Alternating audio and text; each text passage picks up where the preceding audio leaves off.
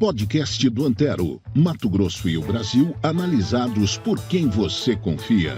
Olá, amigos e amigas internautas do pnbonline.com.br.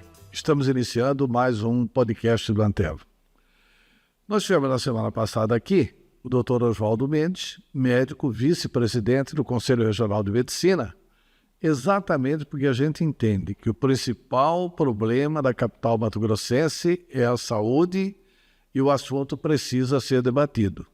E a instituição que jogou luzes sobre esse debate foi o Conselho Regional de Medicina, ao abordar de forma crítica uma portaria, uma decisão, uma entrevista do prefeito Abílio Brunini recomendando que as pessoas, ao invés de procurarem a UPA e o Hospital Municipal, procurassem a UBS. Depois disso, teve uma morte.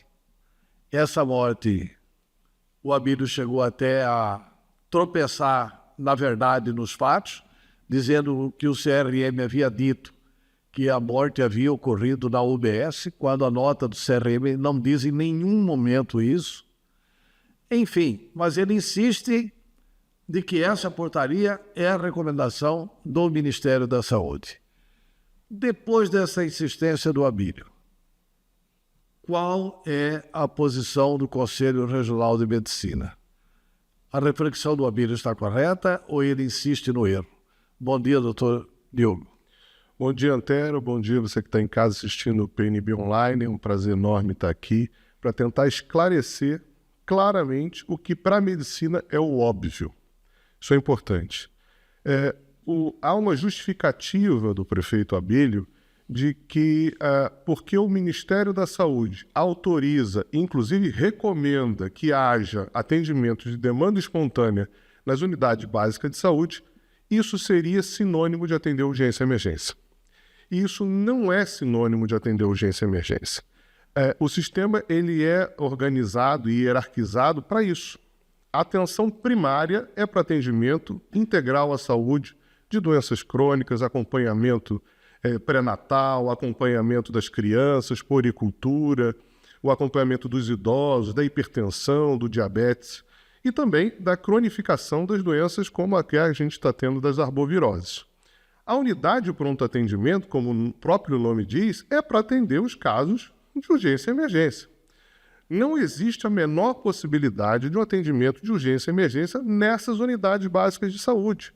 A unidade básica de saúde ela não tem estrutura para atender urgência e emergência, e eu vou dizer mais, Antero, nem deveria ter. A unidade básica de saúde foi feita para acompanhamento em consultório dos pacientes. Que seria o médico de família, é isso, né? Exatamente. Comparando com a iniciativa privada, é o consultório do médico. É papel e caneta. Eu tenho brincado que é papel e caneta porque nem computador funciona nas unidades básicas de saúde.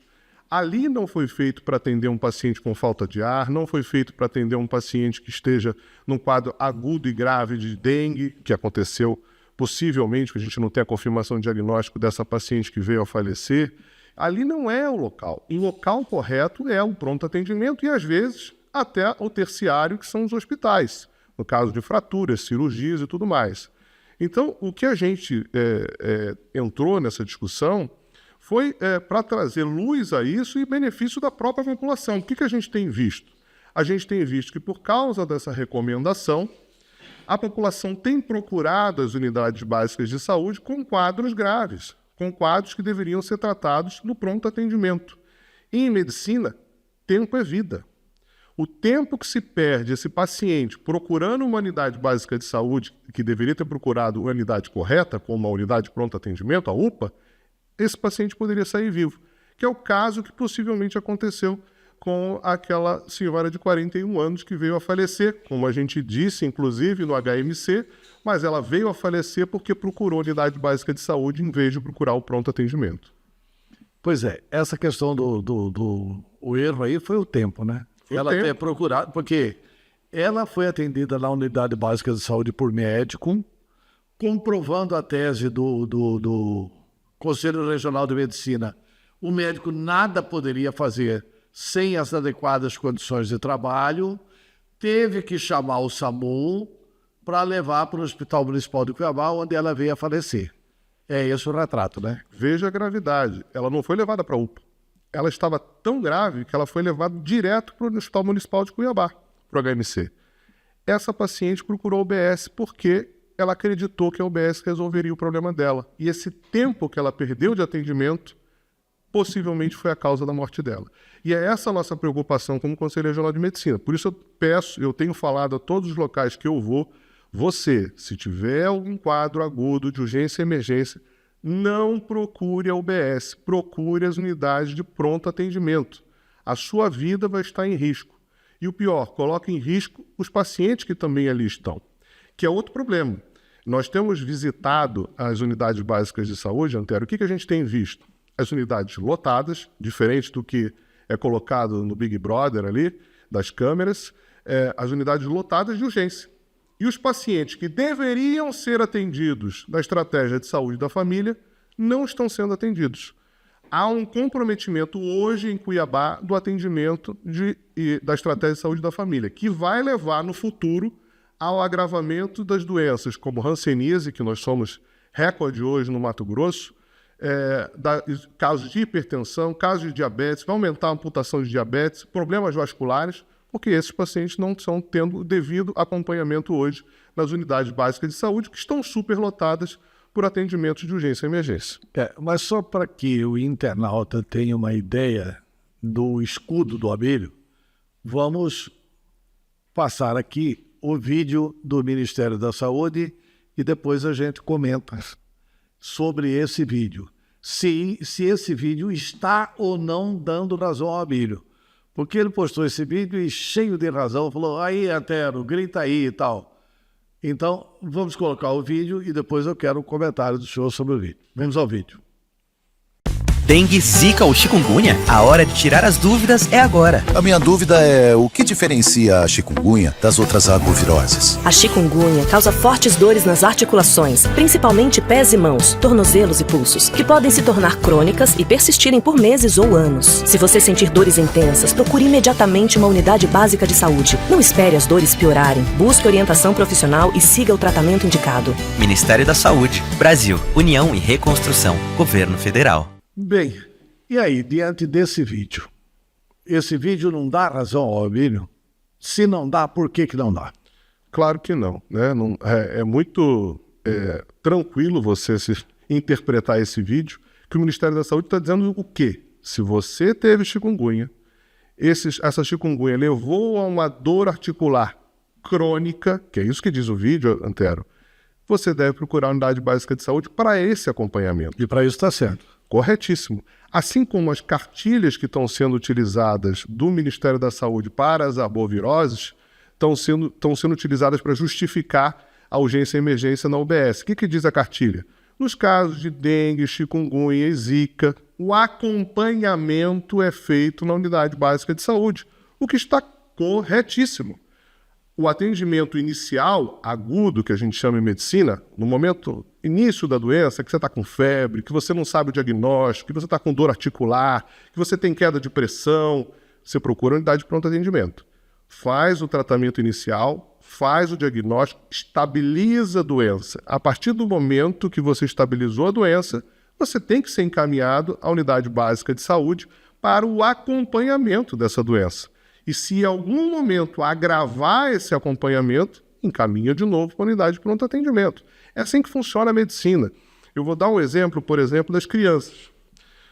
Quando você leva seu filho para procurar o pediatra, você procura o pediatra lá no consultório, né? Você vai lá, leva a criança para medir, para ver peso e tudo mais.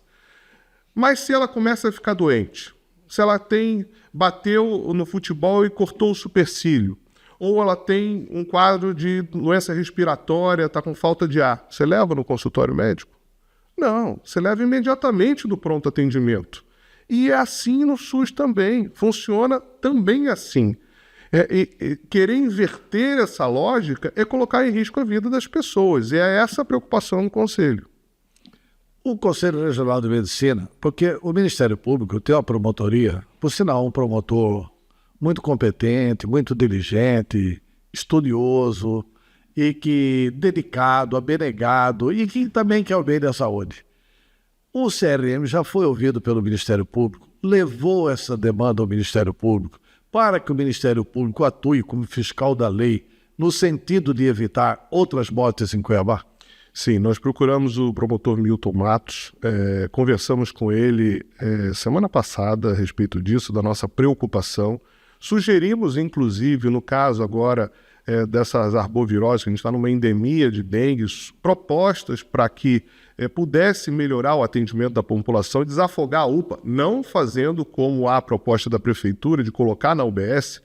E estamos hoje encaminhando um ofício que foi sugerido do Ministério do Conselho Regional de Medicina, inclusive com as nossas fiscalizações nas UBS, mostrando o problema e o agravamento do atendimento dos pacientes crônicos e a falta de equipamentos e estrutura que fazem com que essas unidades não possam atender os casos de urgência e emergência. Pedindo que o Ministério Público tome providências, que cesse esse atendimento, que derrube esse decreto e que, inclusive, responsabilize pela morte dessa paciente quem foi o responsável por causar essa morte. Eles precisam investigar isso. Nós, como conselho, abrimos uma sindicância, instauramos uma sindicância para apurar os fatos, para tentar investigar também se tem outros casos como essa paciente que veio a falecer semana passada. Tá, e nessas sugestões que vocês apresentam? Então, qual a sugestão que o Conselho deu? Cerca de 25% a 30% hoje do atendimento das UPAs são casos de arbovirose, como tem acontecido também na iniciativa privada.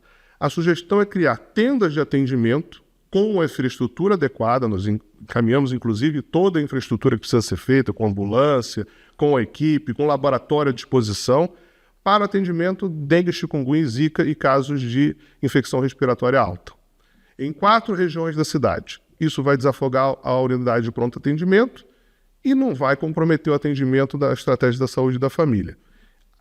O decreto do prefeito é de calamidade, não é isso? Então, nós estamos numa calamidade de saúde. Então, com a calamidade, pode dar suporte, neste decreto, ao uso do atendimento das tendas.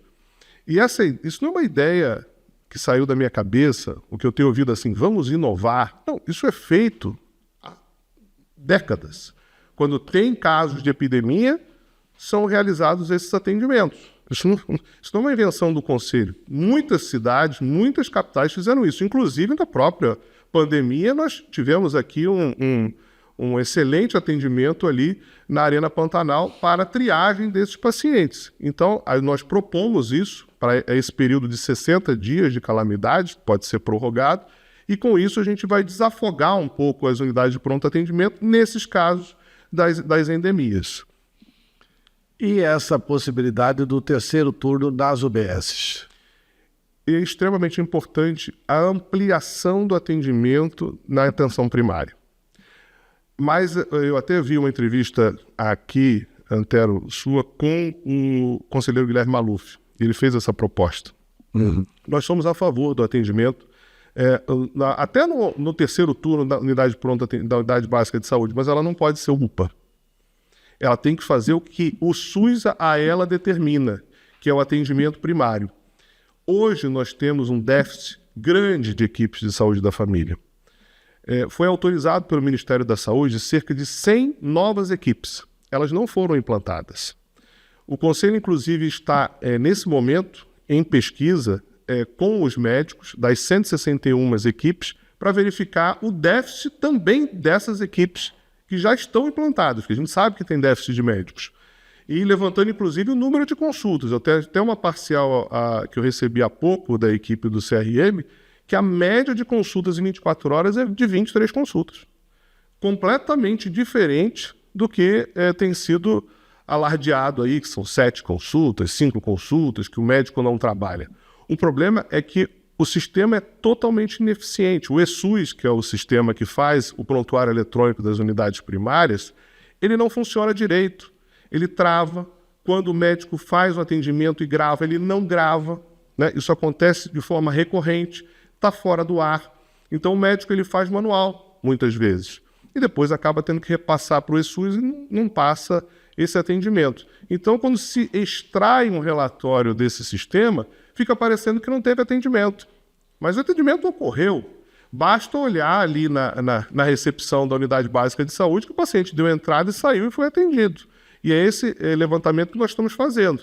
Nós já conversamos com 64 médicos até o momento, começamos agora, né, tem 2 dias, pretendemos até o final da semana disponibilizar, inclusive para a imprensa, essa pesquisa, mostrando os problemas que nós estamos recebendo, né, as denúncias dos médicos, que tem vários problemas sérios, a superlotação no atendimento de urgência, tem médico atendendo 60 pacientes na unidade básica de saúde, eles são 8 horas. Imagina quanto tempo ele tem para atender um paciente, que é uma consulta complexa. Não é uma consulta de UPA, que é um atendimento de uma foto, né? De um quadro específico. O atendimento da UBS é um filme. Você tem que acompanhar o paciente ali o tempo inteiro. Então, há um prejuízo grande. Por isso a gente está fazendo essa pesquisa e por isso nós verificamos esse déficit de equipes e que precisam ser implantadas. Então, obviamente, se precisa de mais 100 equipes para o Ministério da Saúde, não há uma cobertura integral na atenção primária de Cuiabá. Então, um terceiro turno é importante, né? O aumentar o número de UBSs também é importante. Na quantidade de UBSs hoje, se não me engano, são 89. Quer dizer, tem UBS com 4, 5 equipes de saúde da família. A gente precisa ampliar essas UBSs. As policlínicas, 2 estão fechadas. A policlínica é de extrema importância nessa crise que nós estamos vivendo. E a policlínica poderia atender também a urgência e emergência. Com certeza, ela está aí para isso. É ali o caminho, ela trabalha 24 horas, tem especialistas em várias áreas, né? Então ela poderia estar ajudando muito na situação atual e não jogando o problema para a UBS. A gente tem que acabar com essa cortina de fumaça. Tem um problema sério.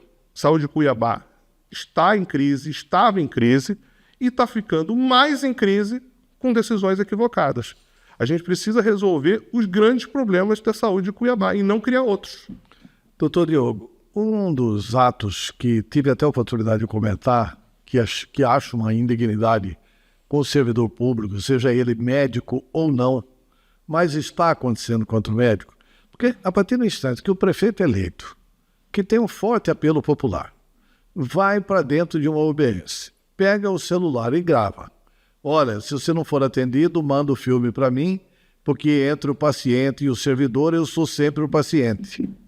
Quer dizer, e naquele instante ali, qual que é a compreensão popular? Se eu não for atendido, é culpa do médico. O Abílio está fazendo tudo por mim. Ele vai lá e... Como é que é? Os médicos já começam a ser ameaçados? Já. Vocês têm algumas denúncias de um Conselho Regional de Medicina? Temos, inclusive na própria UBS do Tijucal, onde aconteceu o fato do falecimento, que não foi lá, foi na HMC, mas começou lá. Eu fui lá pessoalmente. As portas quebradas, os pacientes quebraram as portas dos consultórios médicos. Isso agora? Agora, maçanetas quebradas. As médicas lá, são médicas, às vezes, recém-formadas, desesperadas, porque elas não sabem o que fazer. O paciente entra aí no consultório e diz, doutora, a senhora tem que me atender. Olha, mas o seu caso é grave, você tem que ir para a unidade de pronto atendimento. Ah, mas o prefeito disse que o senhor tem que atender. Se o senhor não atender, eu vou fazer um vídeo e vou botar o senhor na rede social.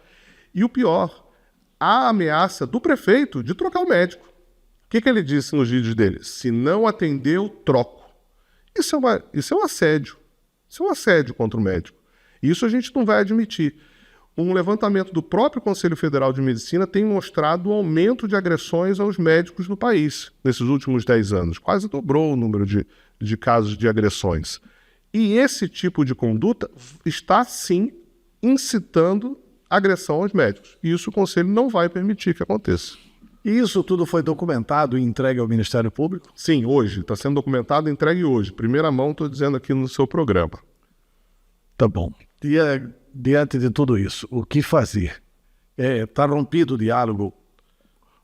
E a médica, que é secretária de saúde, que assinou essa portaria também, não cabe ao Conselho conversar com essa médica? Chamar essa médica? Sim, cabe. E vai estar previsto, inclusive, na instauração de sindicância. A sindicância vai apurar os fatos dos médicos que são responsáveis por essa situação que nós estamos vivendo. Isso, sindicância do CRM. Do CRM, com relação aos médicos envolvidos. Todos os médicos. Inclusive a secretária, que é médica. Com relação ao diálogo, o CRM vai continuar sempre aberto ao diálogo. Apesar de nós percebermos que o outro lado não quer dialogar, nós continuamos abertos ao diálogo. O objetivo do Conselho Regional de Medicina é garantir uma saúde decente à população.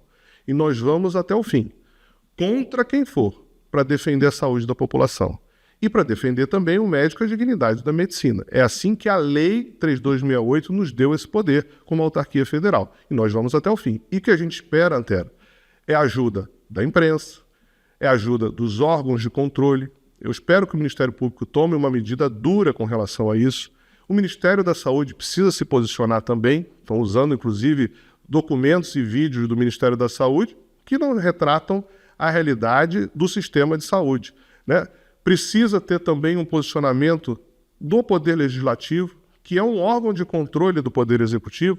Cadê a Câmara Municipal para tentar rever essas situações? A Assembleia Legislativa. O secretário estadual de Saúde, que também participa da hierarquia do sistema, também precisa se posicionar. Qual é a grande preocupação hoje do Conselho? Isso se alastrar. Essa ideia genial, né, que é uma ideia que está colocando em risco a vida das pessoas, se alastra agora para o interior e ter outro prefeito que acha que essa ideia vai resolver o problema das UPAs da sua determinada macro-região. E não é assim que se resolve saúde. O problema é complexo e a solução não é simples. A solução também é difícil. Tem que cortar na carne muitas vezes. Precisa reestruturar o sistema, precisa ter coragem de dizer que está errado e voltar atrás. Esse é o bom gestor, esse que eu espero do bom gestor. É o que eu espero dos prefeitos aqui do Mato Grosso. Doutor Diogo, muito obrigado pela entrevista. Obrigado, Antero, sempre à disposição. Muito obrigado por nos ajudar a tentar levar a verdade para a população, para que você que está em casa tenha direito realmente a uma saúde de qualidade. Tá aí, um bom programa para o Abílio assistir e refletir. Na próxima semana a gente volta. Até lá.